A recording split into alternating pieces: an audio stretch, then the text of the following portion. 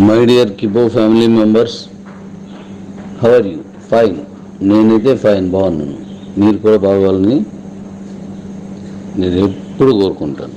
అయితే మీ అందరికీ ఇప్పుడు ఎందుకు వచ్చానంటే, మనం కలిసామంటే, మీరు ఇప్పుడు January 31st గిఫ్ట్లు క్లోజ్ అయిపోతున్నాయి అని అనుకున్నారు.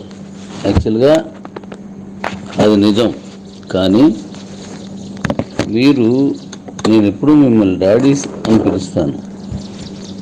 నన్ను మీరు డాడీస్ అంటారు. డాడీస్ అంటే నాన్న ఎప్పుడు నా కోసం ఆలోచిస్తాడనేలా ఉండాలి కదా. నేను ఎండీని కాదు, నేను సీఈఓని కాదు. కాబట్టి నేను డాడీలాగే ఆలోచిస్తున్నాను. ఇప్పుడు మీకు అదే విషయం మీతో చెప్తున్నాను, జాగ్రత్తగా వినండి.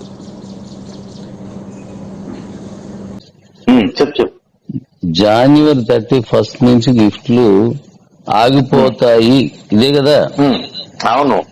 ఆగవు.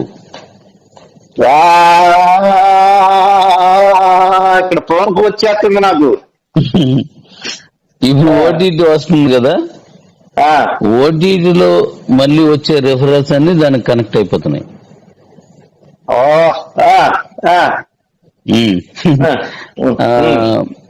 ఒకడు ఉదాహరణకి నేనే ఫోన్ కి 30 చేశాను, January 31st అయిపోయింది. ఆ తర్వాత 36 ఓటీటీలో వస్తే చాలు, ఫోన్ వచ్చేస్తుంది. నువ్వు మన ఇది బండికి ఉన్నావు అంటే ఓచర్ 2లో 100 అయ్యాయి, మళ్ళీ అవి కనెక్ట్ అయిపోతాయి. 32 అయిన వెంటనే ఓచర్ 2 వచ్చేస్తుంది. ఇంక మన డాక్టర్ గారు ఉన్నారు, మన రామకృష్ణ డాక్టర్. రామకృష్ణ గారు అని పేరు, రాంబాబు డాక్టర్ గారే. మన డాక్టర్ గారా? మన టీం డాక్టర్ శ్రీకాంత్ డాక్టర్ గారు. ఆయన కారుకి 400 చేశారు, ఇంకా అయిపోయింది. 400 నుంచి మళ్ళీ ఇవి కనెక్ట్ అయిపోతాయి. ఓకే, కారు అయిపోద్ది. ఇలా నాన్ స్టాప్ గా ఈ ఓచర్ 2, 3, 1 నుంచి అన్ని కొనసాగుతూనే ఉండేలా దాన్ని డిజైన్ చేస్తున్నాను.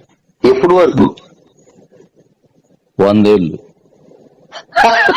సందేశం బాబోయ్, ఏమో జనాలు తట్టుకోలేదు. నువ్వు